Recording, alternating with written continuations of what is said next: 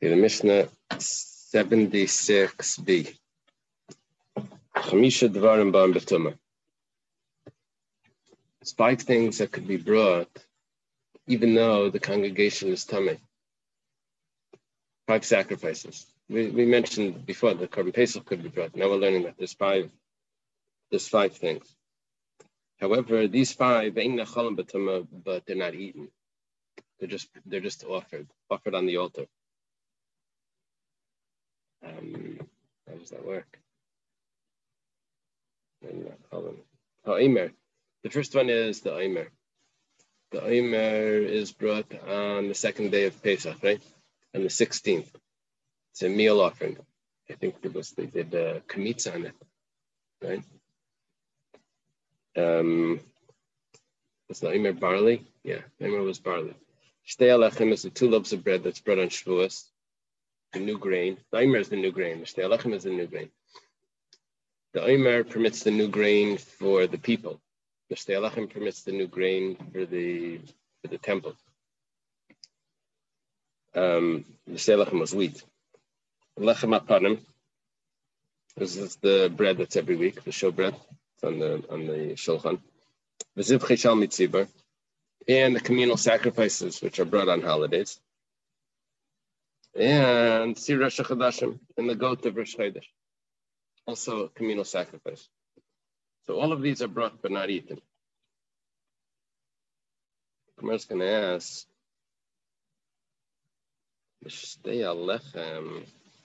see, everything over here has something that's actually offered. It's actually offered onto the altar, with the exception of the Shtei alechem. The lechem apanim has the bazichin, has the frankincense that's offered.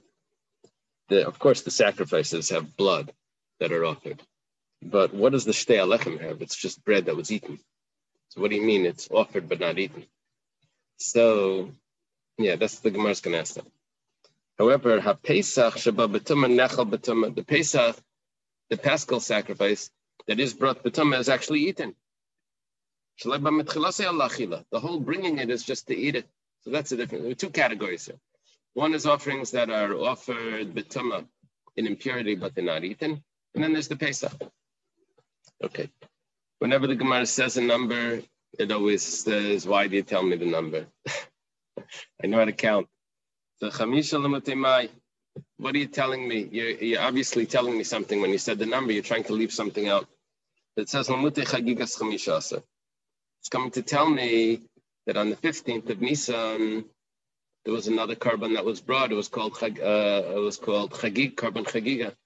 We had a discussion about the Chagigas Yadalit. It was brought on Shabbos and all of that.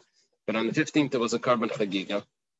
And it's coming to tell me that you don't bring it b'tumah. The salkadait chamina kiven the korban tzibur.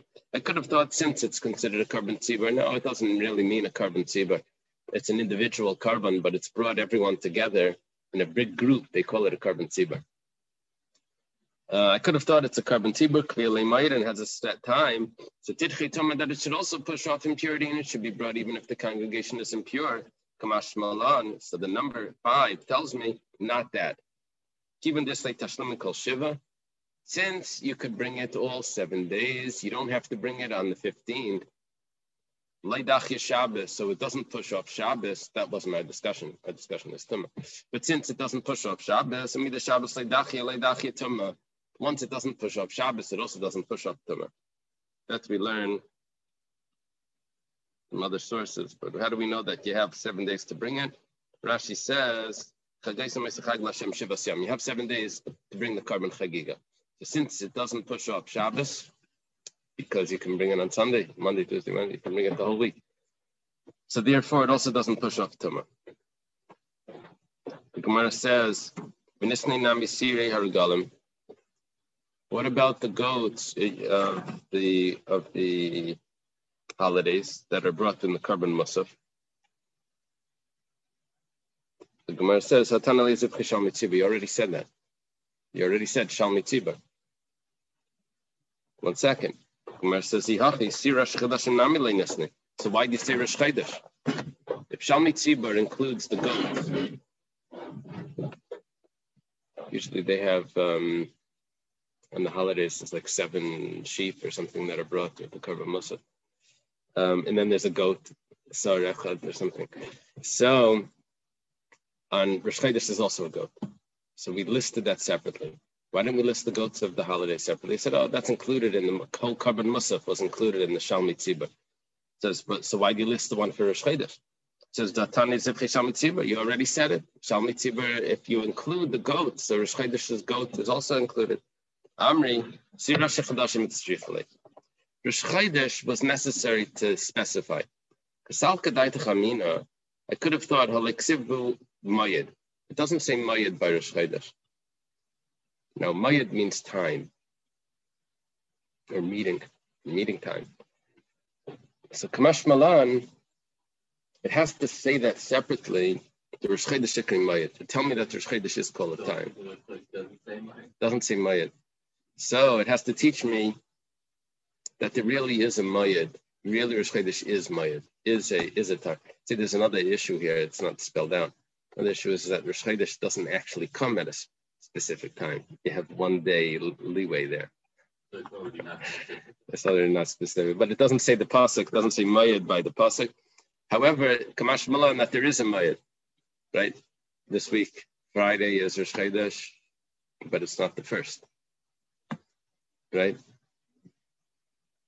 So which day is the first? Would be Rosh Chodesh. The first is Rosh Chodesh. So Kedabaya, like Abaya says, Damar Abaya Tamas Dahishata Mali Miluyi.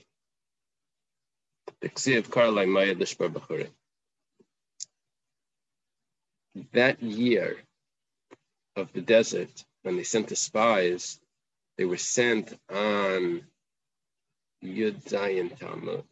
They were sent on Yud Zayin Tammuz. And they came back on Tisha B'Av. Now, for that to work out, to be 40 days, right? There would have to be a full, Tammuz would have to be 30 days. They were sent on Yud Ches, maybe.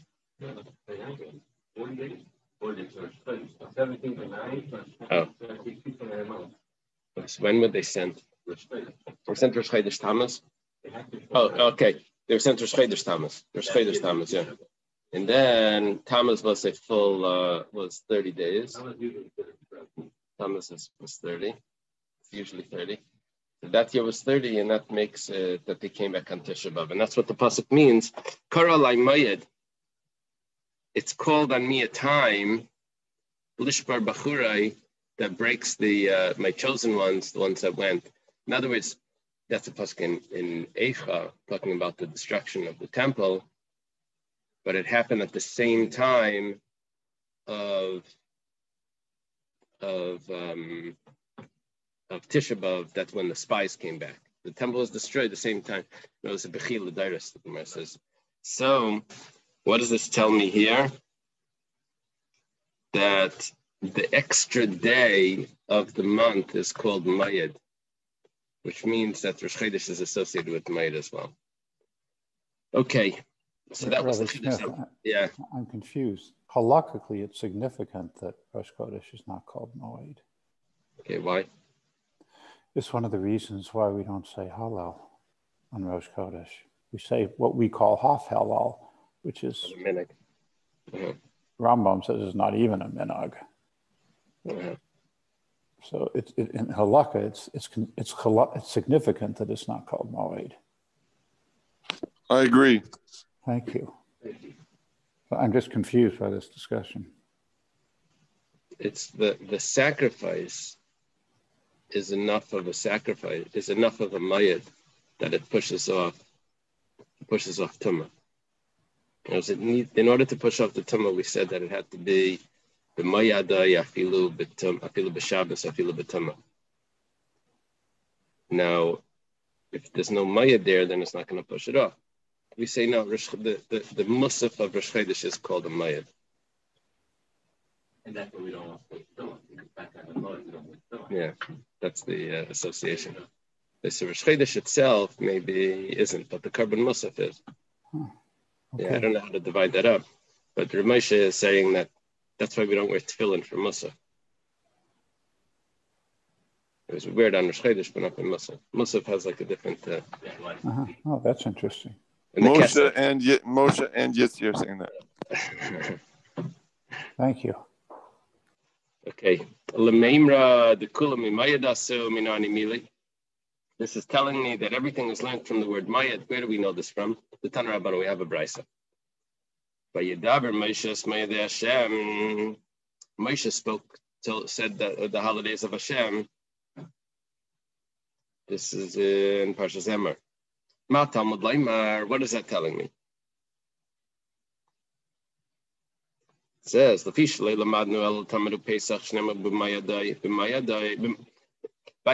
Karban Talmud and the Karban Pesach, it says the term mayad. It says, and I learned from the term mayad, which means a set time. It's so important that it comes on time, that it's even on Shabbos, and even if everyone is impure, you still bring it. That comes. How do I know other karbanos that are also brought even on Shabbos, even B'tumah? It says these are done for Hashem in its time. This is a pasuk in Parshas Pinchas. See, the holidays are repeated several times in the Torah. Right. There's only going to be one example of an individual that's tummy that's going to be discussed. That's the Kain Gadol and Kippur. But in general, when you talk about Tumah, Putra, B'tzibur, we're talking about that the majority of the people or the majority of the Kayanim are tummy. Is that what happens? Everyone can come.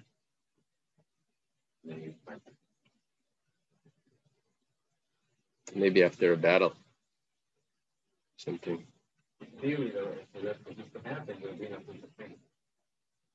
Right. Yeah. Unless Pesach Sheni would be for someone that was actually Tameh as a Zav or something, that he wasn't able to bring it because of a Tameh Yetzim Gufay that's not pushed off. This is only Tumas Mace that's pushed off.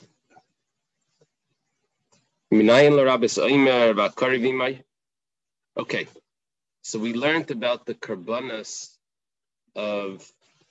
tzibur that are mentioned in Parshas Pinchas. Yeah, I'm not sure exactly. We have in this week's parsha, we're going to have the holidays as well. And at the end of Mishpatim, we have the holidays, right? It says whatever. It mentions the holidays. Then it says it again in Parshas Emor. Then it says it again in Parshas Pinchas. Each one is giving me a specific. Pinchas is telling me the Karban Musaf. Probably Parshas Emor is telling me the restrictions to the holidays. Not just the Karbanos. I mean, that's what it sounds like from the reading, but there may be other points. But whatever the case is, how do I know the Karban Omer and what's brought together with it? The 2 loaves of bread and what's brought together with it, that it should be brought on Shabbos, it should be brought B'tumah. Talmud Laimar, we go back to the pasuk that we mentioned before, that we started with in Parshas Emor. Vayidaber Moshe Mayadei Hashem al Bnei Yisrael. Moshe spoke over there. It has all of those individual details. Hakasav Kavamaya Dechad Lekulam. It calls it a holiday once for all. I guess that's what it sounds like. Which means they're all under the category of Mayad, and they push off Shabbos and they push off Tumah. Then why do I need all those details if you have one pasuk that includes them all? It says shrichi. That one pasuk that would have included them all wouldn't have included them all if they didn't have it itemized as well. Okay. Because of Rachmana Tamid, if it would have only said by the Karban Tamid, it would have said, where does it say Mayad by Tamid? I don't remember. That's in the Karban Tamid. It says Mayad. I would have thought that is very important, that it's brought even on Shabbos, because it's brought every single day. It's consistent, and it's also entirely burnt. It's an oila offering. Aval Pesach loy, but the Pesach, maybe that okay, you bring it once a year, big deal. You push it up. It's not so consistent, and it's not entirely burnt. And maybe it's not brought on Shabbos. The Kamash Malan, it has to tell me the Mayadai that for the Karban Pesach as well. Because of Rachmana Pesach Shuanis Karis, I would have thought the Pesach, very serious halacha. Someone that doesn't bring his Karban Pesach gets a punishment of Karis. Where do you find such a thing by a mitzvah say that there's Karis? It's a very strict halacha. So Abel Tamid Ein Onish Karis Ein Malay, but if it didn't say it by the Karban Tamid, it was maybe not. Pesach is stricter. I bring that on Shabbos, I bring that with Tamid. Kamash Malan, that the Karban Tamid as well. Because Rachmana Hani Taiti, if it would have said these two, Pesach and the Karban Tamid are brought on Shabbos, they're brought even B'Tumah. Hava Mina Hani Hu Yesh Bahen Tzad Chamer. I would have said these, each one has something that's strict about it. The Karban Tamid, as we said, Tamid is Tadir V'Kalal. It's consistent and it's also entirely burned. Pesach Shuanis Karis. Aval Sharka Banas Tzibur Malay, I would have thought that maybe the Karban Musaf is not brought on Shabbos. Of all the holidays, I would have thought that maybe it doesn't say clearly to bring it on Shabbos, the Karban Musaf of the holiday, and maybe not. So Kos Rachmana Eila Tasul Hashem b'mayadechem. So I have to have that pasuk in Parshas Pinchas that says b'mayadechem in your time. That means that it's brought even on Shabbos and even B'Tumah. Because of Rachmana Eila Tasul Hashem b'mayadechem, if we would have only said those pasuk, that pasuk in Parshas Pinchas, Havamina Sharka Banas Tzibur Habayim Lechaper, I would have only thought that that's the Karban Tzibur, that's an Oila, those sacrifices that are brought, that are burnt, because an Oila is really a kapara as well. What is it mechaper for? It's not a chatas or an asham. Chatas is brought for sins that are committed, a negative prohibition. An asham is brought for specific negative prohibition. What's an Oila brought for? Someone neglects a positive command. It's a bittul mitzvah say, or a lav hanitik say, where you don't have any punishment for, because you correct it by doing a positive mitzvah afterwards. So these sacrifices have an atonement that's associated with it. I would have thought that maybe such a sacrifice is brought on Shabbos and B'Tumah. I would have thought that the Omer and the Shtei Alechem, there's something interesting about them, that both of them allow you to eat the new grain. I would have thought it's not an atonement. It's not so important. Just to allow you to eat the new grain, eat it another day. Don't start today. Shabbos, mamash, you have to do it specifically on Shabbos. You have to do it B'Tumah. So it's not a kapara. So I would have said no. Kamash Malan. It has to tell me that pasuk that it's also brought on Shabbos and B'Tumah. What pasuk was that? By Yedaber Moshe in Parshas Emer. Because of Rachmana Omer B'Shtei Alechem L'Chadaya. If we only would have said the Omer and the Shtei Alechem by Yedaber Moshe, then Hava Mina Adarabba Omer B'Shtei Alechem Da'alim De'Ban Lahater. I would have said it exactly the opposite. The Omer and the Shtei Alechem, you know what type of sacrifice they are? Those are so strong that they even allow you the whole cycle of the grain and all of this. This is a huge event. This has to be brought on Shabbos. But those are just an atonement for an asay. All right. Would have said that you don't do it on Shabbos, you don't do it B'Tumah Kamash Malan. So comes to tell me these psukim that it's brought even on Shabbos, even B'Tumah. Savrua, the rabbis of the Talmud understand the L'Kuli Alma Tuma Dechuya Hi B'Tzibur U'Boi Tzitz L'Ratzis. This is an interesting concept. It says that the Kohen Gadol wears a plate on his forehead. It's called a tzitz. It says on it, Kodesh LaHashem. What does that tzitz accomplish? That if there was any sort of impurity, when he wears it, it's an atonement for the people. Him walking around with that is an atonement for any sort of impurity in the temple or anything. It's called the tzitz is meratza. Meratza means it's an appeasement. So our understanding of what's happening here is when we're bringing a sacrifice in impurity is, well, look at what's going on. I have a Kohen Gadol walking around with the tzitz. I have the whole congregation that's impure. The tzitz is going to help us to bring the sacrifice in impurity, which we have to do it in its time. If not for the tzitz, we would be in trouble. But we have a tzitz that's like a pass, sort of, that helps us through. So it's the combination of the tzibur and the tzitz that allows it. It's not 100% permissible. It's just I get an atonement from the tzitz. Whatever the tzitz will atone for, it's going to work over here. The other way of saying this is that tuma hutra b'tzibur. It becomes entirely permissible. I don't need a tzitz. It's not an avera, right? Or maybe it is a slight avera, but don't worry about it because we have a tzitz. Yeah.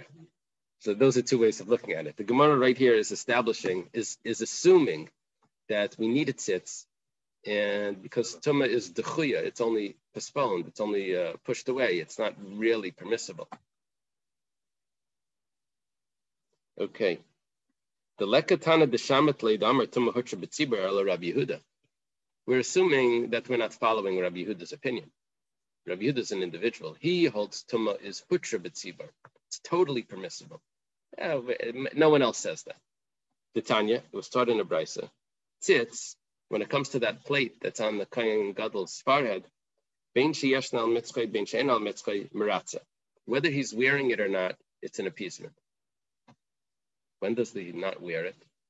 When he goes into the Kodesh Kodashim, he's not supposed to wear any gold, because the gold is something that we sinned with by the golden calf, and he's going into to ask for atonement. He shouldn't be wearing exactly the same items that we sinned with. Yeah, it could. Let's say a sacrifice was brought exactly at the moment that he wasn't. I don't know. Maybe he went to the mikveh before any sacrifices were brought. So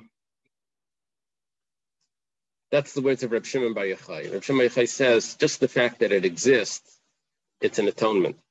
Rabbi Yehuda says no, it has to be on his forehead. So far we don't see what he holds yet, but we do see that there's a machlekes about does he need to wear it. Amalei Reb Shimon. Reb Shimon says to Rabbi Yehuda. Reb Shimon and Rabbi Yehuda are both students of Rabbi Akiva. Reb Shimon is Reb Shimon Bar Yochai, and Rabbi Yehuda is Rabbi Yehuda Rabbi Lai. So he says, I'll prove it to you that he doesn't need to wear it. You know why? Because the Kohen Gadol on Yom Kippur, he goes into the Holy of Holies, he's offering some sacrifices, the ketores, and he's sprinkling the blood and all of that. He's not wearing the golden vestment. She'ina al-mitzchay. She'ina al-mitzchay, he's not wearing it. And it still appeases. Now, how do you know? Well, the answer is because he brings sacrifices even if he's tamei. Now, usually you have someone else there. Think, that would be if he was tamei mikufay. How do we know?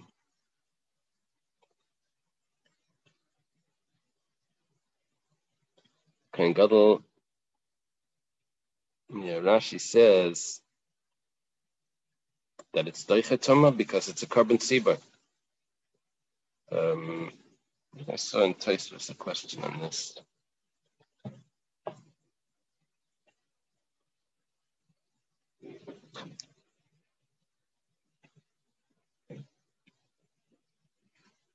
That there was a question regarding that one of the sacrifices was an individual was a private sacrifice. Okay, whatever the case is, Reb Shimon tells Rabbi Yehuda, but the Kohen Gadol goes in without the tzitz, and it's clear that if there was a tumah there, the sacrifice would have been acceptable.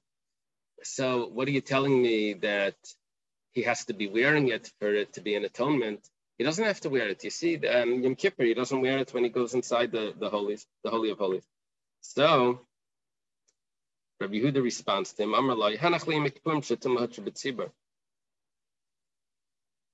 leave Yom Kippur alone. Tumah is hutra b'tzibur. If he's impure, that's considered a community sacrifice. And there's automatically, it doesn't need a tzitz over there. So you see, the opinion of Rabbi Yehuda is that Tumah is hutra b'tzibur. Reb Shimon says, I need the tzitz to make an atonement. That means Tumah is dechuya. It's pushed off. I still need an atonement for it. And And Rabbi Yehuda holds Tumah Hutra B'tzibur. That was our source that we said. And now, for some funny reason, the Gemara doesn't want to say that we're going like Rabbi Yehuda. It says, probably we're going like Reb Shimon, not like Rabbi Yehuda, because Rabbi Yehuda is the only one that says it. Well, guess what? Reb Shimon's the one that says the other way. So it's basically one against one. Taisus makes the problem even worse over here. He says, if there's a machlekes Rabbi Yehuda and Reb Shimon, who do we paskin like? Paskin like Rabbi Yehuda. So why is the Gemara saying, oh, machlekes Rabbi Yehuda and Reb Shimon, we're not going to go like Rabbi Yehuda. He's the only one that says that. What are you going to go like Reb Shimon? The halachas would be like Rabbi Yehuda. So Taisus answers that later on we're going to have another opinion of Rabbi Yosi that also holds Tumah as Techuya. And Rabbi Yosi, it gets the halacha. Rabbi Yosi is the Mukina. So it leaves Rabbi Yehuda as an individual. And now that's what the Gemara means. Probably our Mishnah is saying Tumah Techuya. B'tzibur. If the congregation is impure, you bring the sacrifice, but that's because it's pushed off, not because it's permitted. Michlal. Okay, this implies the Reb Shimon Tzavar Tumah Dechuya B'tzibur. Reb Shimon holds that it's only Dechuya. Udekuli Alma Ina Tzitz Meratza Alachilas. Now the Gemara makes one more statement. We said, okay, I need the tzitz because Tumah is Dechuya, not Hutra. Next statement. The tzitz only atones for the actual offering of the sacrifice, but not for the eating of the sacrifice. That would explain our Mishnah. That all of those sacrifices that are brought, it's only for the offering of it, not the eating of it. What about the Korban Pesach? That we'll have to see. So, the lekatana deshamatli damartitz maratza alachilas ala Rabbi Eliezer. The only opinion that says, this is the same pattern of what we said before. The only opinion that says that the tzitz atones for eating the sacrifice in impurity is Rabbi Eliezer. And we're not going to follow Rabbi Eliezer, that he's an individual. The Tanya was started in the Brisa, Rabbi Eliezer, tzitz maratza alachilas. The Brisa says, Rabbi Eliezer says, that the tzitz does atone for eating. Rabbi Yosi tzitz maratza alachilas. Rabbi Yosi says that it doesn't. Okay? So that's our second statement. That we're probably not following Rabbi Eliezer, we're probably following Rabbi Yosi. Places over here says something interesting to me. Whenever there's a machlekes Rabbi Eliezer and Rabbi Yosi, I always understood that I have to switch the Gersa and say it's Rabbi Eliezer. Because Rabbi Eliezer, with the Yud, is Rabbi Eliezer Agadol, is Rabbi Eliezer ben Horkenes. He's a teacher of Rabbi Akiva. He's a friend of Rabbi Yeshua, a student of Rabbi Yochanan Zakkai. Rabbi Yosi is a student of Rabbi Akiva. Now, amongst the students of Rabbi Akiva, there's 5 famous students: Rabbi Meir, Rabbi Yosi, Rabbi Yehuda, Rabbi Elazar ben Shmuel was his name, and Rabbi Shimon bar Yochai. So if Rabbi Yosi is arguing with Rabbi Elazar, that would make sense. If he's arguing with Rabbi Eliezer, it's a little surprising that he argues with his teacher's teacher. And it's so common for there to be a mistake, a letter or something. Say it's probably Rabbi Eliezer. Anyway, Taisus says don't say that. Over here it has to be Rabbi Eliezer, because we're going to use Rabbi Eliezer later as who argues with Rabbi Yeshua. That's clearly Rabbi Eliezer and Rabbi Yeshua is clearly friends, students of Rabbi Yochanan Zakkai. And we're going to quote this Rabbi Eliezer as well, as if that's the same opinion. So it has to be over here. Rabbi Yosi is arguing to Rabbi Eliezer. Yeah.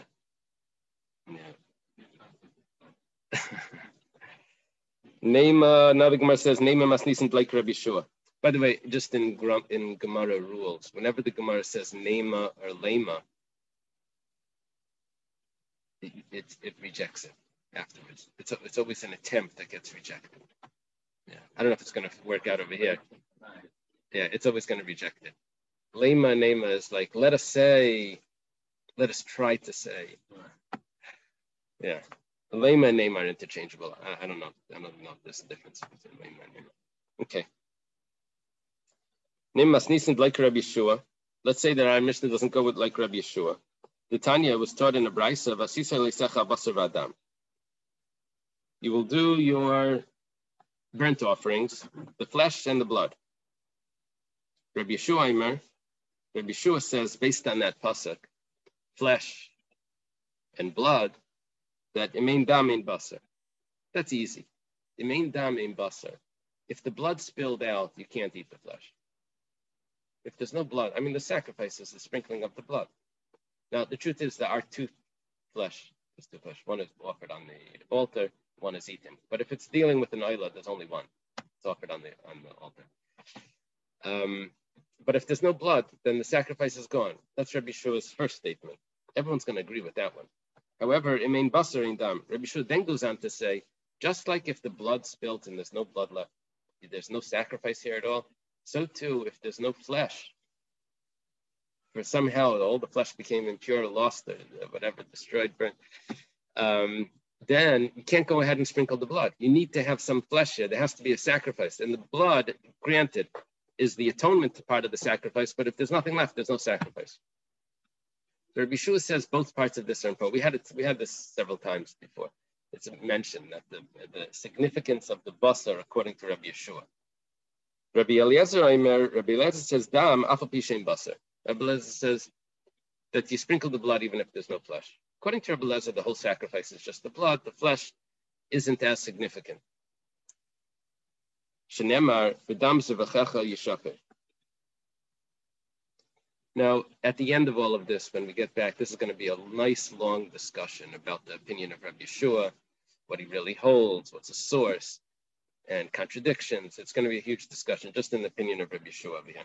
But our point is that we have certain sacrifices here that are not allowed to be eaten.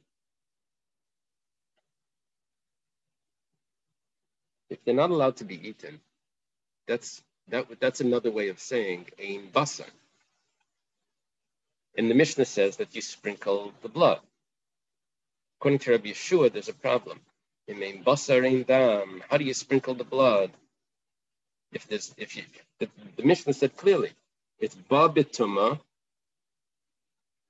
bon b'tumah, ve'in ne'achalam b'tumah. But it can't be eaten. If it can't be eaten, then there's no basar. There's no basar. How are you sprinkling the blood? It can't fit with Rabbi Yeshua. That's our point that we want to bring out. Now we're just going to get into Rabbi Yeshua's opinion, ignoring our point a little bit. So Rabbi Eliezer says, the pasuk says, "V'dam yisavachecha yishafech," that says that you pour the blood, and it doesn't mention basar. See, Rabbi Eliezer says, no basar. You still pour the blood. Okay. Mani makayim v'asisa l'secha basar v'dam. What about Rabbi Yeshua's pasuk that says the flesh and the blood, you have to do that service? Laimalach, that's to tell you something else. Madam bezrika, basar bezrika. He says that there's a special halacha. That you know how the blood is sprinkled? It's thrown against the wall of the altar. Well, there's also a little toss that's done with the flesh onto the altar. Why is there a toss? Because when he walks up the ramp, there's a little gap in between the ramp and the actual altar, and he makes a little toss over that onto the fire. Okay, there's a small little hole in between the ramp and the altar. So he says that's what's telling me, it's giving me that comparison that I do something similar to the flesh as what I did with the blood, which is I threw it, sprinkled it. Here I give a little toss of the flesh. Rabbi Shua Nami, what does Rabbi Shua do with the pasuk of Rabbi Eliezer that says you pour the blood and it doesn't mention meat?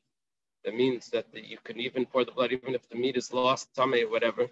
Amalach, Rabbi Shua responds to that, or he would respond. What are you talking about? That pasuk says you pour the blood and you eat the flesh. You missed half the pasuk. If you stop in the middle of a sentence, you can prove anything you want, right? You finish the sentence. It says you have to eat the flesh. Rabbi Eliezer, he's pulling a fast one on you. He's period, right? Okay, so now the Gemara says we'll have to go back to Rabbi Eliezer in a minute. What is he going to do with that? It says he's using it as if it doesn't say it. What's he going to? But meanwhile, if that's the case, I have a verse that says, And then I have Rabbi Rishua interpreting the next verse of the Dam Zevachachi Yishafech, B'habasar Teichal. So you have twice a comparison, blood and so why does he need it twice? That's the question. The question of Rabbi Yeshua. Why does he need it twice? The Gemara answers Chad ba'ila v'chad b'shlamim. It needs to tell it to me, one for an oila, one for a shlamim. Obviously, the pasuk of the oila is by the oila, and the other pasuk is telling me by the shlamim. Utricha. I wouldn't have learned one from the other. Because Rahman Abaylefa would only said it by the oila. Havamina oilu the chamir shekin kala. I would have said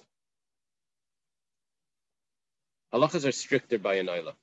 If you're not going to bring the meat onto the altar, don't sprinkle the blood.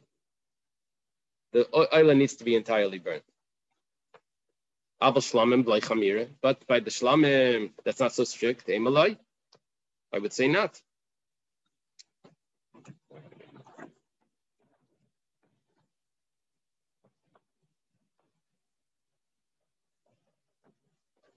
Okay.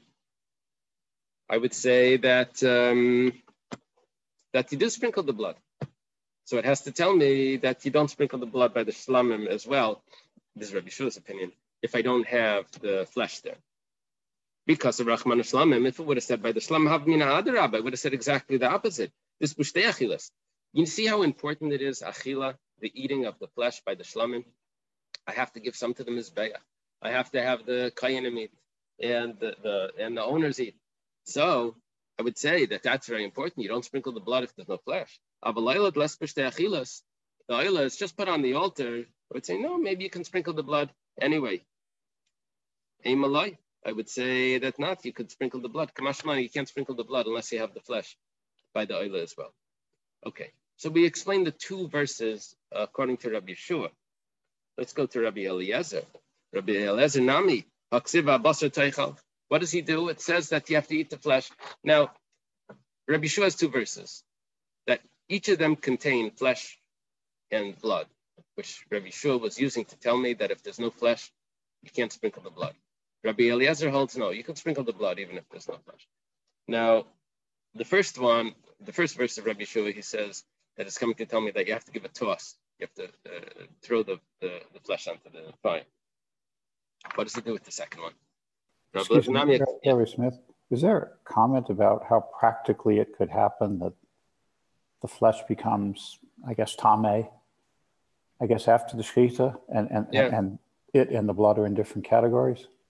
Yeah, there's one kayan that's holding the blood, he's on his way. And then there's a sheretz that appears in the, or something.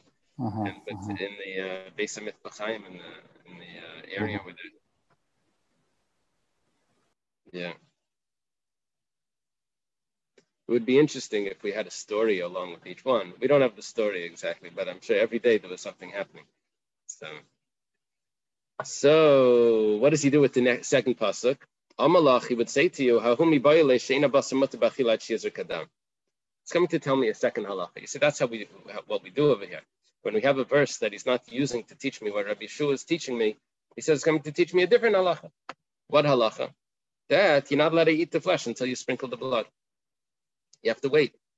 Don't start the meal until that service has been performed. See, that's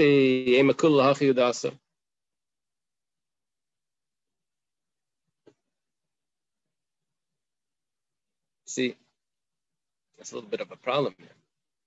The pasuk that Rabbi Eliezer is using to teach me that you sprinkle the blood even though there's no flesh left was V'dam Zevachecha Yishafet. Comes along Rabbi Yeshua says, finish the pasuk. It says V'abasar Teichal. You have to eat the meat. So Rabbi Eliezer says, oh, don't worry about that V'abasar Teichal. That's just telling me that you eat the meat after the blood is sprinkled. But the first part of the pasuk tells me clearly that you sprinkle the blood even without the meat. Where says, how do you know? Maybe it's coming to tell me the opposite.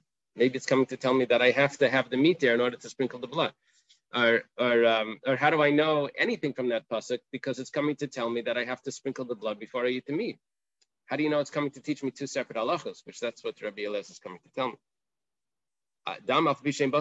Where does he know his main halacha that he wanted to argue with Rabbi Shua with? Where does he know that from? Amallah, Rabbi Eliezer would respond like this. It would first tell me eat the flesh, and then it would say sprinkle the blood.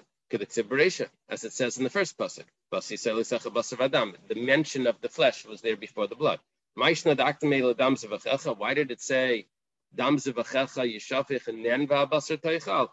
Shema mina dam afal pi shein basar. It's coming to tell me, first of all, that you sprinkle the blood even without flesh. Shema mina shein basar mutabachil ad sheyizruk adam. And it's also coming to tell me that I can't eat it until I sprinkle the blood. Rashi says, there's a diach over here in the pasuk. It says v'adam yishafich. It doesn't say v'adam tishpech.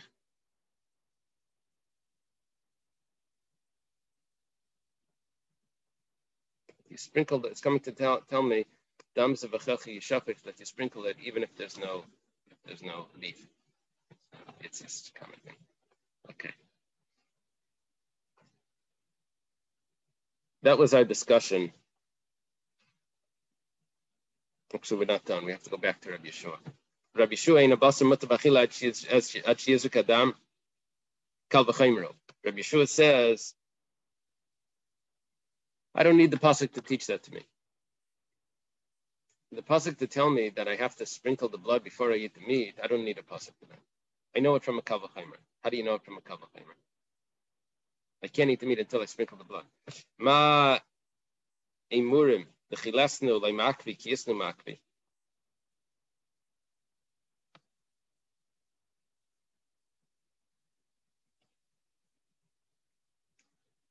There's parts of the animal that are brought on the altar. Those parts of the animal need to be put on the altar before I start eating, before the kainim start eating. Let's say those parts of the animal get lost. So nishkafela, the kainim can start eating anyway. But if they're there, then they have to be put on the altar. So the blood needs to be sprinkled, of course, according to everyone. So where did they go? What happened? So the blood needs to be sprinkled for sure. And those parts of the animal need to be put on the altar. Rabbi Shua says like this: if those parts aren't there, so it's not ma'akev. You can still eat the sacrifice, right? If they are there, you have to wait. So until they're offered. So dam regarding the blood, the chilas ma'akev. If the blood isn't there, the whole sacrifice is invalid. Kiisa like koshkin the ma'akev. If it is there, is it not for sure that you have to sprinkle it first, and before you can start eating? So I have a kal v'chaymer that you can't start eating until you sprinkle the blood. The imurim you have to put on, for sure the blood you have to put on before you start eating. Rabbi Eliezer agrees that the kal v'chaymer is acceptable.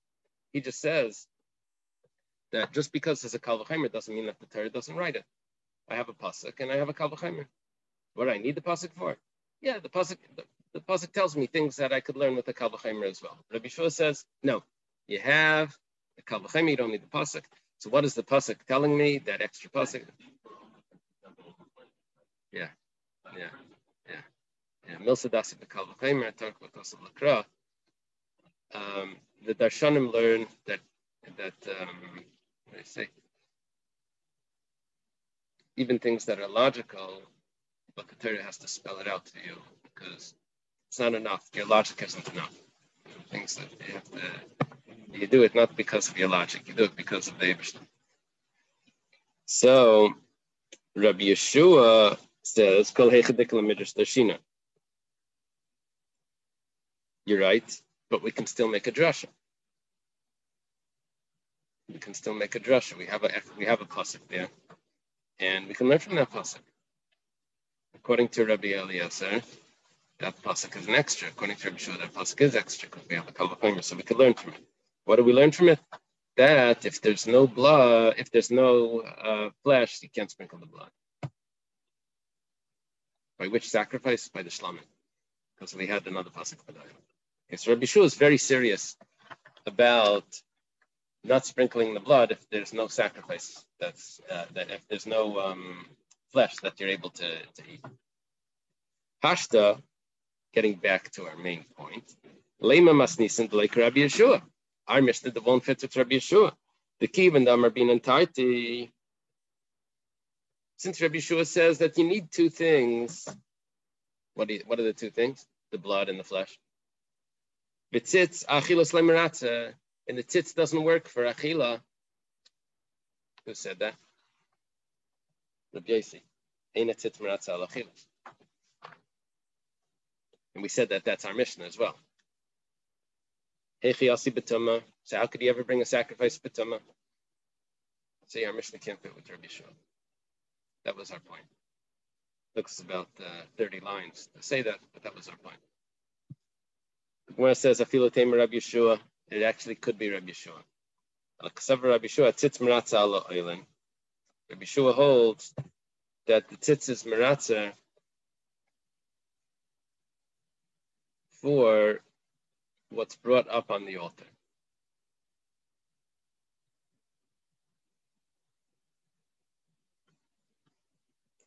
Which means like this. You can't actually eat it, but you still bring it on the altar. Now, when we spoke about the flesh, that Rabbi Yeshua says, don't sprinkle the blood if there's no flesh. There is flesh. You're not allowed to eat it. But the Mizbeach is allowed to get its portion. We've just answered the question. The flesh is offered on the altar.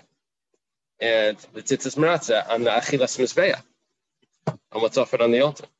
The Gemara says, you answered half the question. There are sacrifices there which are animals. So you put things up on the altar for the Mizbeach to eat.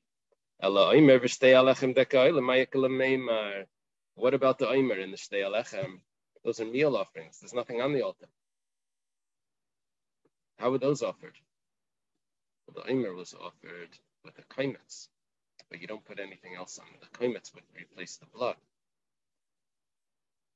Amri, the Gemara says like this: when does Rabbi Yeshua say that I need to have blood? And I also need to have the flesh there. In order for the blood to be sprinkled, that's bizvachim. That's only by sacrifices where there is blood. He didn't say this by a mincha. Carbon mincha could be offered, even though there is a part of the mincha which is corresponding to the blood, and I need to have something eaten over there, but that's only by the zvachim where I have that issue. By a carbon mincha, I don't have this issue. I don't actually have the blood there. I don't have the same sacrifice. Gemara says, menachas layamar. You're going to make this answer? You're going to make a distinction? You had this whole discussion with Rabbi Yeshua that you need to have the flesh there in order to be able to sprinkle the blood. Now you're going to say he only says this by animal sacrifices, not by meal offerings. But we have another Mishnah that says nitmu shi'areh.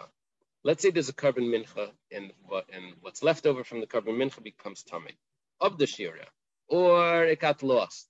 The remnants, the shirayim of the mincha got lost. Nitmu or avdu. Kamidas Rabbi Yeshua, according to the attribute of, Kamidas Rabbi Eliezer, according to the attribute of Rabbi Eliezer, which means if we follow his logic, kshera, then it would be kosher. Why? Because he holds that I'm allowed to offer the scoopful, the 3 fingers full, it's called a kaimetz, on the altar, even if there's no remnants left, because he said you can sprinkle blood even if there's no flesh, which means I can also offer up the meal offering. I can bring the kaimetz even if there's no meal offering left. So he would say it's kosher.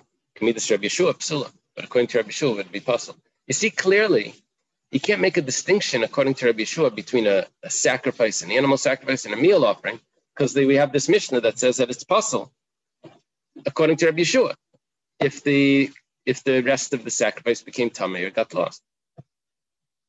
What we wanted to say was Rabbi Yeshua says you need 2 parts of the sacrifice, blood and flesh. But by the carbon mincha, he doesn't say that. The only problem is, that he does say it.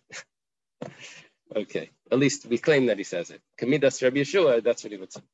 The Gemara answered Kamidas like Kamidas. Yes and no. Kamidas Rabbi Yeshua to be an entirety. We would follow Rabbi Yeshua. What that Mishnah means is that following Rabbi Yeshua's logic, you're right, you need two things. You need the kaimetz, and you also need what's left over of the mincha to be eaten. But like Kamidas Rabbi Yeshua, but it's not actually according to Rabbi Yeshua. Because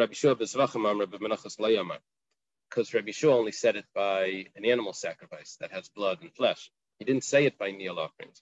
But that Tana of that Mishnah says, Kamidas Rabbi Yeshua, he's going to follow Rabbi Yeshua even stricter than Rabbi Yeshua himself.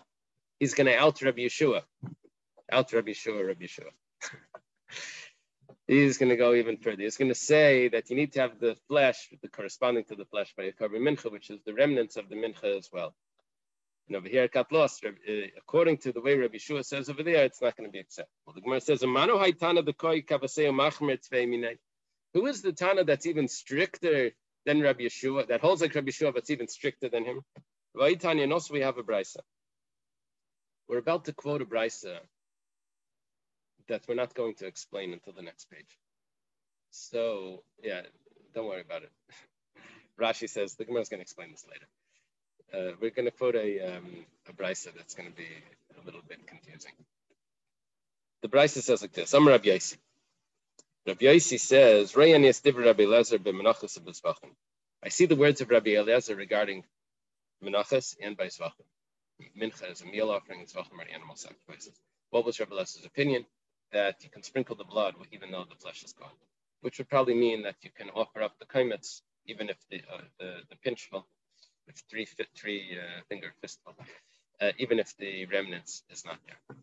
And I see the opinion of Rabbi Yeshua by the animal offerings and also by the menachas. I see the words of Rabbi Eliezer that you sprinkle the blood even if there's no flesh. In the words of Rabbi Yeshua is that if there's no flesh, there's no blood. If there's no blood, there's no flesh. There's no flesh. The opposite. What does I mean when I said the words of Rabbi Eliezer by menachas? He says, he says you offer up the kaimetz even if there's nothing left. And the words of Rabbi Yeshua is that if there's no shirayim, then you can't offer up the kaimetz. And if there's no kaimetz, then you can't eat the shirayim. Now, what exactly does Rabbi Yosi mean? That we're going to have to see later. But just the one line that we get from Rabbi Yosi is that Rabbi Yeshua holds that by a kaimetz, by a carbon mincha, you have to have both parts, just like he said, by an animal sacrifice, you need the blood in them. Ella, we're stuck. We wanted to say that the Mishnah could fit with Rabbi Yeshua by saying that we're offering up the flesh on the altar, even though we're not going to be allowed to eat it. What about the carbon mincha? He doesn't say that by carbon mincha you need two things. What are you talking about? He does say that you need two things. You need to have the kaimetz and the shirayim. Rabbi Yeshua holds that the tzitz is maratza on the eating as well. That means that you'll be allowed to eat the carbon mincha. You'll be allowed to eat the carbon mincha. All set. It's a little bit of a problem because our Mishnah said you can't eat the sacrifices. We're trying to say our Mishnah fits on with Rabbi Yeshua, and now we're throwing in a point that doesn't fit perfectly. Maybe we'll discuss that. So the Gemara says right away, one second. According to Rabbi Yeshua, the tzitzis meratza and the achilas. Back to a problem. Ihachi, amai kamidas Rabbi Yeshua psula. Then why does Rabbi Yeshua say, in the case of if the shirayim became tamei, according to Rabbi Yeshua, you can't offer up the kaimetz. What are you talking about? You can eat the shirayim. The tzitzis meratza. Of course you can offer up the kaimetz. The Gemara answers, Ovid Basara. You're right. When it says Kamidas Rabbi Yeshua Psula, that according to Rabbi Yeshua it's possible, that's only if there is no shirayim left because it got lost or got burnt.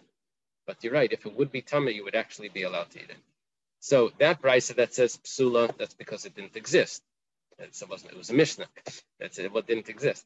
By us, we're talking about Tumah. Tumah, there's no problem. Our Mishnah could be according to Rabbi Yeshua, and you need to have dam and basar, or you need to have a kaimetz and shirayim. Don't worry, you do have shirayim. It's tamei. Don't worry about it. Rabbi Yeshua says tzitz meratza even on the achila. Ela nitma laman katani. So then why? You see, there's one problem. What we just did was we just interpreted a Mishnah by saying that it's only talking about when the shirayim of the korban mincha are lost or burnt, not when it became tamei. The only problem is if you look at the Mishnah, it says nitmu shira, if it became tamei. Yeah, granted, it goes on. It says avdu shira, second case. What about the first case? You can't just drop a phrase. So you say, no, that phrase wasn't meant for Rabbi Yeshua. That phrase was meant for Rabbi Eliezer. The Rabbi Eliezer, you said it just for Rabbi Eliezer, and Rabbi Yeshua is not going to argue with Rabbi Eliezer in that case, he's only arguing in the other case. Pshita, for Rabbi Eliezer, I don't need that. You're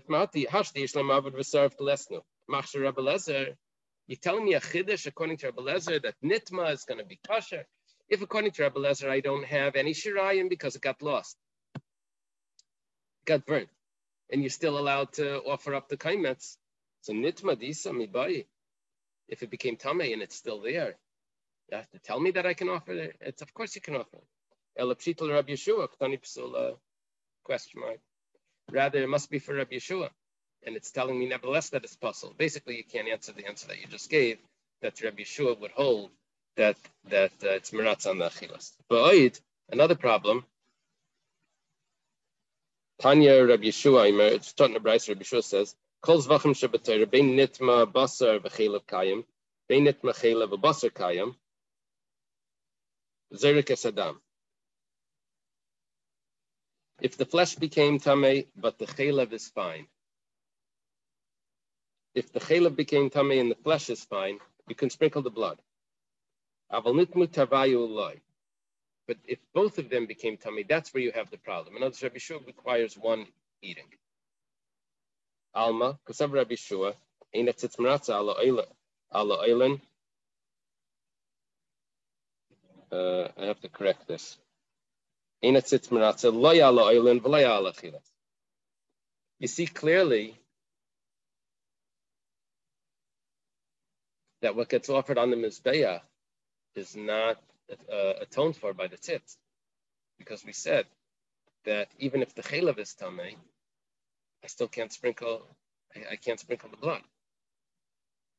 Maybe you could say, well, if you're not eating it, but at least what's offered up on the altar is acceptable. You say no. Rabbi Yeshua says that it's not acceptable.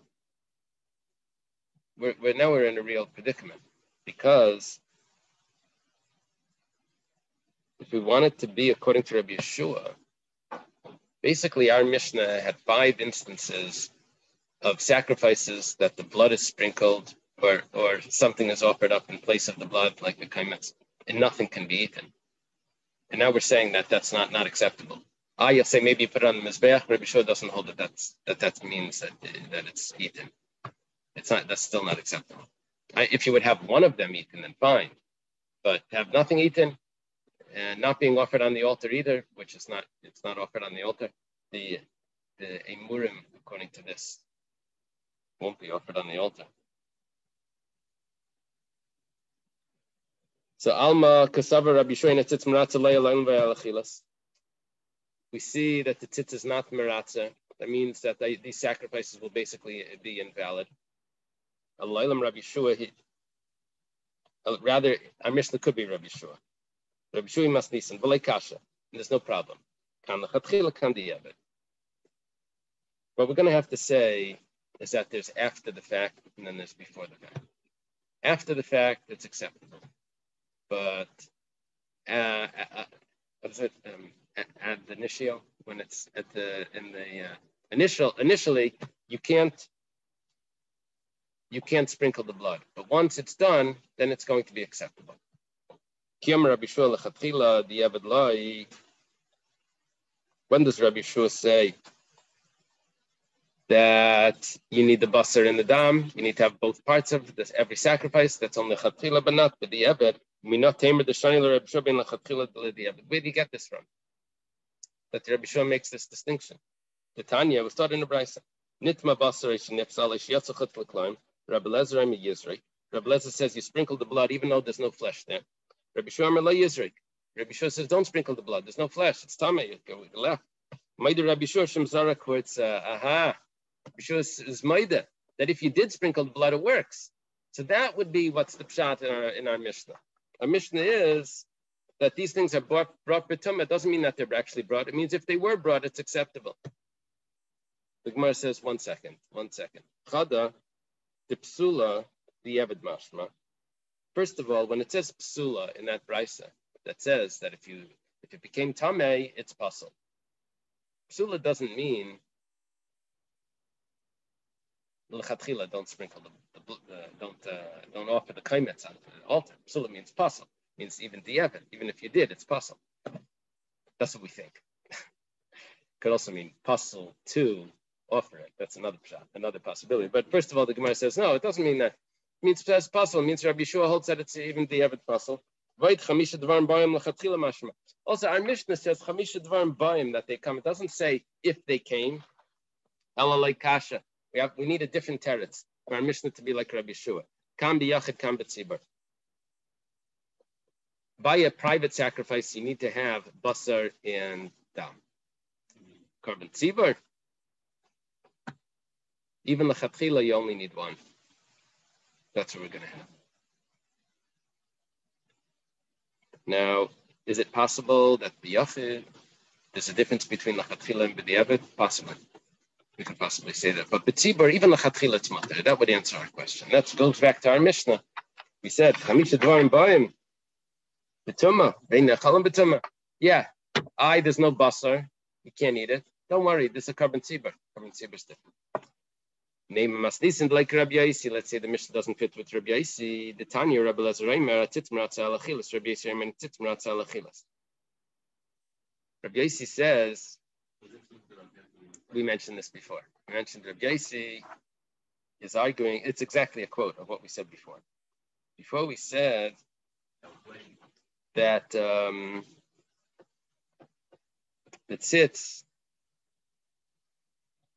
is not miratza anachila. It doesn't appease for eating, and therefore you can't eat these sacrifices. Rabbi Yaisi is the one that says that. Rabbi Lezer, okay. Now, so it doesn't have. You can't eat these sacrifices. Now the Gemara thinks like this: Kasal kadaitach midakam Rabbi Yaisi and etit miratza alachilas Rabbi Shua spirlei damar binan tarti.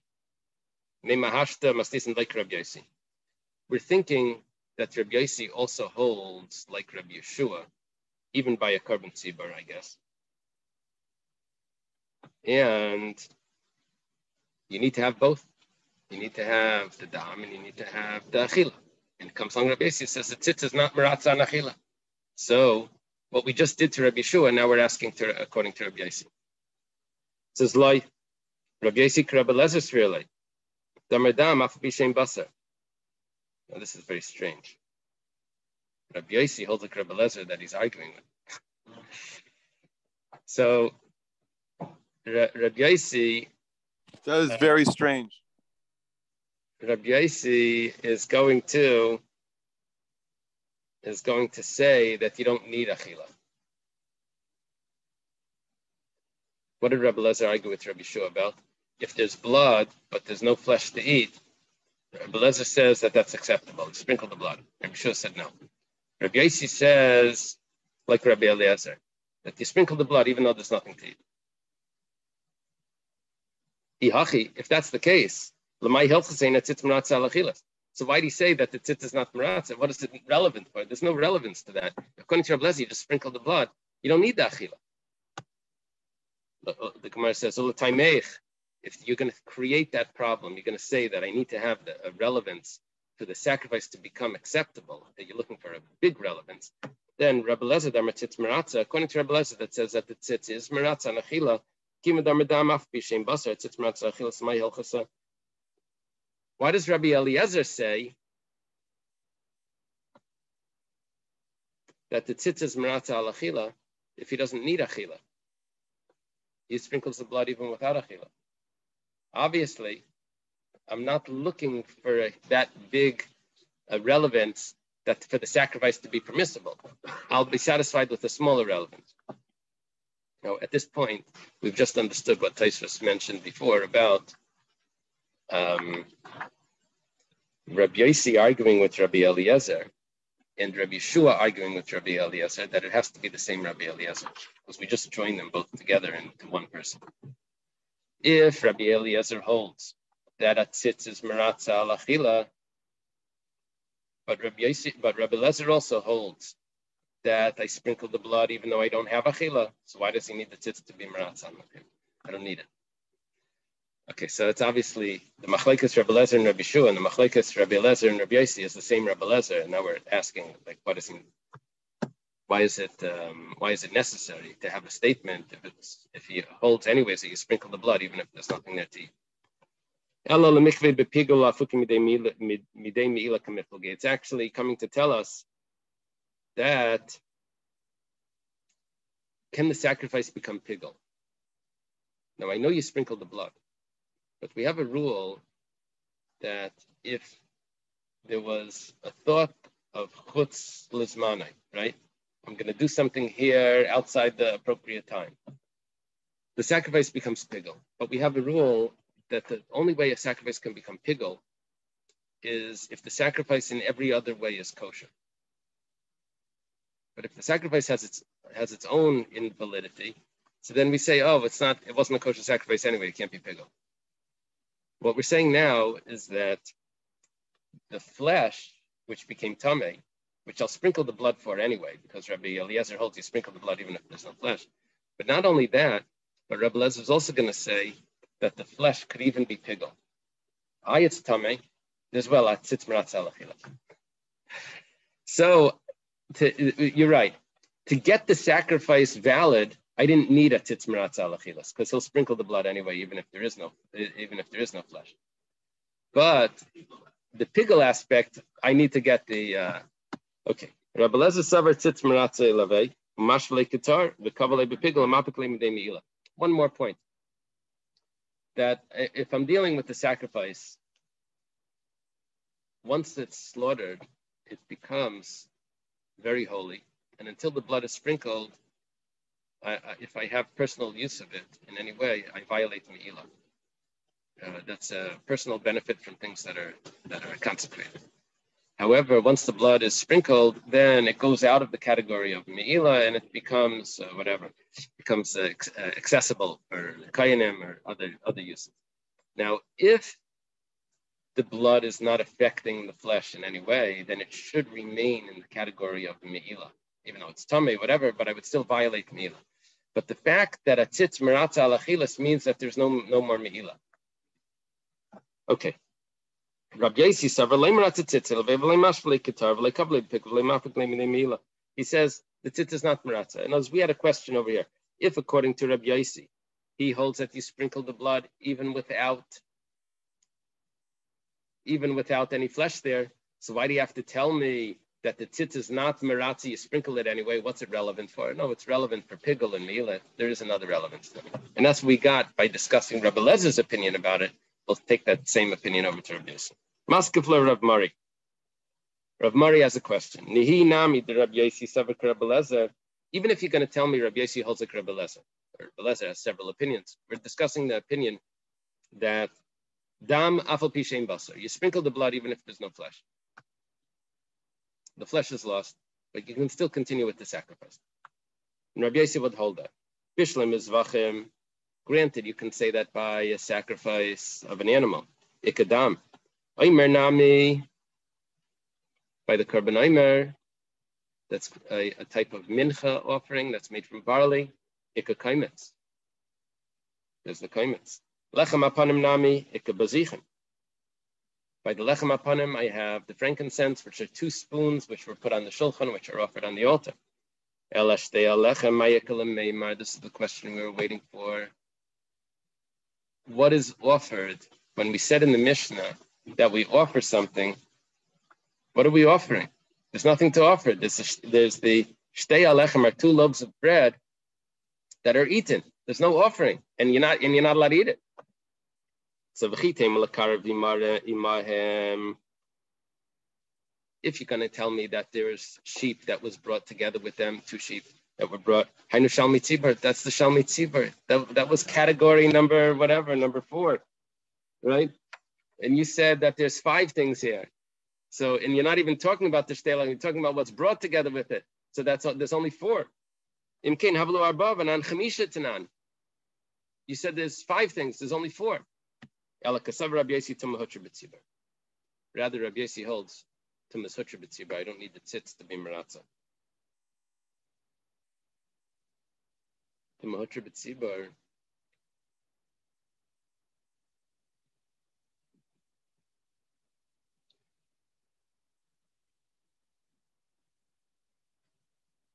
And then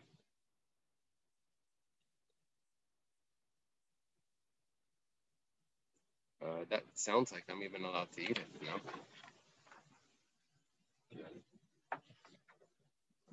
Let's see. But Tanya, but 1 second. We have a brisa. Echad zeh ve'echad zeh mazan alav kol shiva mikol chatois shayusham.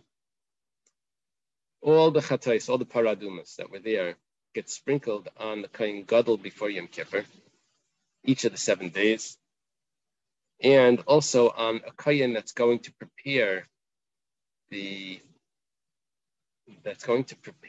paraduma for the 7 days before the preparation. He gets sprinkled to make sure that he's pure. So there's a kohen gadol and there's a kohen that's preparing the paraduma. How do they prepare him for purity? They sprinkle on him from all the other paras that they collected from all the generations. Rabbi Yossi says no, only on the 3rd and 7th day. The other days was just the chumrah. Maybe he became tummy then, and then there's all other complications that are involved. It's not necessary to do all 7, just the 3rd and the 7th. The Isal Kedaitach Kasav Rabbi Yossi Tumahoch B'tzibur Lam Liyazah Klal. Why does the kohen gadol need to be sprinkled at all? Tumahoch B'tzibur. Let him stay a tummy.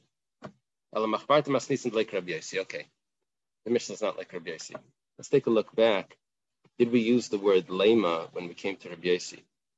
Yeah, we did. Name Masnisin like Rabbi Yossi. Yeah, we used the word nema, so it doesn't actually. It's not 100%. This rule, yeah. Just the day that I taught you the rule, there's an exception. Now, Rabbi Yeshua, we got away with. We said Nema, and we ended up a whole page saying that it's not Rabbi Yeshua, and we ended up saying it could be Rabbi Yeshua, because there's a difference between a Yachid and a Tzibur. But Rabbi Yossi, when we said Nema, it's not like Rabbi Yossi. Now we concluded, rather, it makes sense, Machvarta. It means it's more clear. The word Chipar means white. It's more clear to say that the Mishnah is not like Rabbi Yossi. Amalei Rav Papa Abaya. Rav Papa is a student of Abaya. Says to Abaya, Rabbi Yossi shtarim mezakla beitreyu. Rabbi Yossi gives the document to both parties.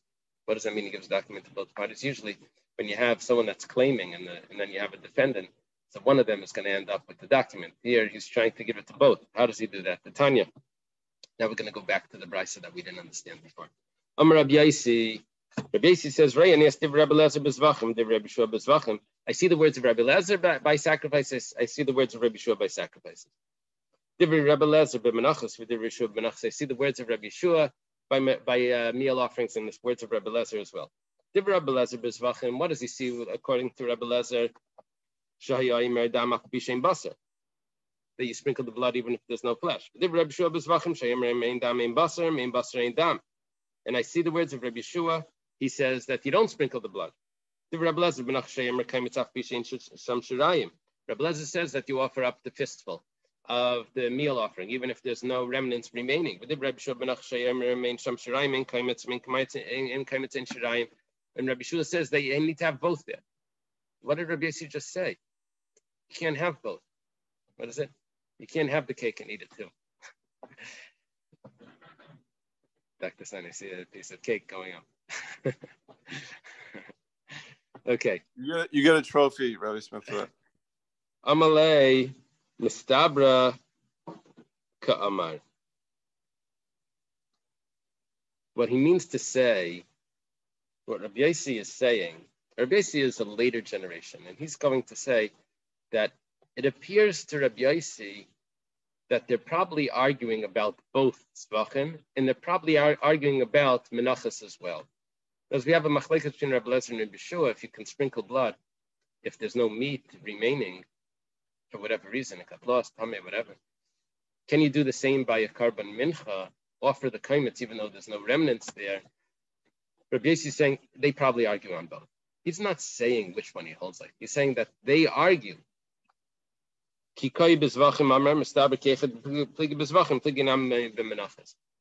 they were talking about the sacrifices, he says, the same way they're arguing about sacrifice, they're probably also arguing about a karban mincha.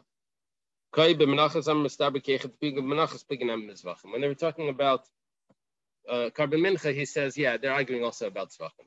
Well, the Gemara says, one second. Amalei.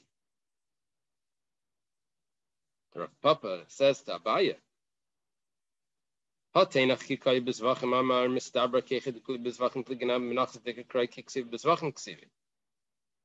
they're talking about sacrifices, Rabbi Yossi comes along and says, by the way, they're also talking about meal offerings.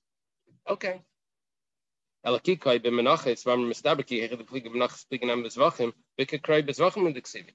when they're talking about meal offerings, and comes along Rabbi Yossi and says that they're arguing also about tzvachim, about animal sacrifices, Rabbi Yossi has to tell me that. That's the basic argument was about animal offerings, because it says dam zebachecha yishafech. We went through that. There was almost a half a page of Gemara that was telling me where does Rabbi Yeshua learn it from, and this. It was all about blood and flesh.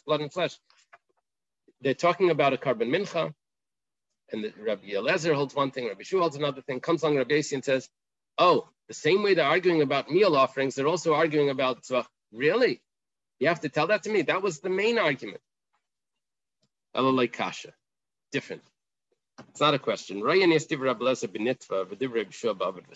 he meant to say was, I see the words of Rabbi Eliezer when the flesh became tamei. More lenient when the flesh becomes tamei.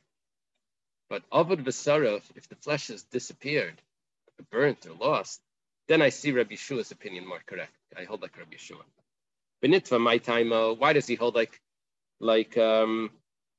Rabbi Eliezer by Nitma is more lenient? He says to sprinkle the blood mishum debratzi tzitz, because the tzitz atones. 1 second. He says it's not true. The tzitz doesn't atone for achila. I see the words of Rabbi Eliezer by a community. We said before that by a community it's more lenient. And I see the words of Rabbi Yeshua by an individual. Betzimer by time, what's the reason by the community that will sprinkle the blood even though there's no flesh, or no flesh that's pure? Mishum de tumah hotra betziber, because tumah is hotra betziber. The Gemara says 1 second. Chada, there's a problem there. The shamat leil Rabbi Yossi damer tumah dechuya hi betziber. We understood that Rabbi Yossi says that tumah is dechuya. We tried to say once that he holds Chuma Hutra, but we rejected that because he says that the Kohen Gadol needs to be sprinkled. If it was Hutra, why does he need to sprinkle the Paradum on the Kohen Gadol? Must be Tumas Dechuya. So, how could Rabbi Yossi hold that you offer up the sacrifice if there's no Bayit Tzibur, if he holds it's Dechuya? He holds it's not meratz on achila, and there's nothing to and if you don't have the flesh, if he holds like Rabbi Yeshua as well, then he can't sprinkle the blood. What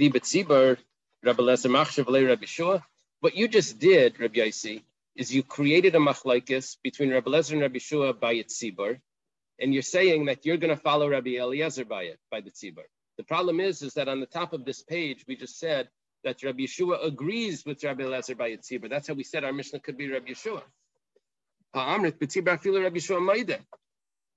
Ella, rather, I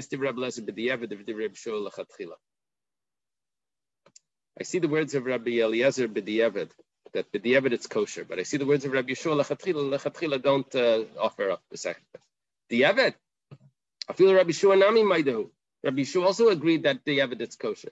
Rabbi Yeshua, Rabbi Shua agreed to that. The whole machlekes was just lechatchila. The Gemara says, habetuma, habavid v'sarav. When does he say that it's hortza? That's only if it was tamei, but if it's lost, it's not hortza. Kiktani ma'di Rabbi Shua shimzar hortza benitma. When does Rabbi Shua say that after the fact it's acceptable? That's only if it was tamei, but if the flesh was tamei.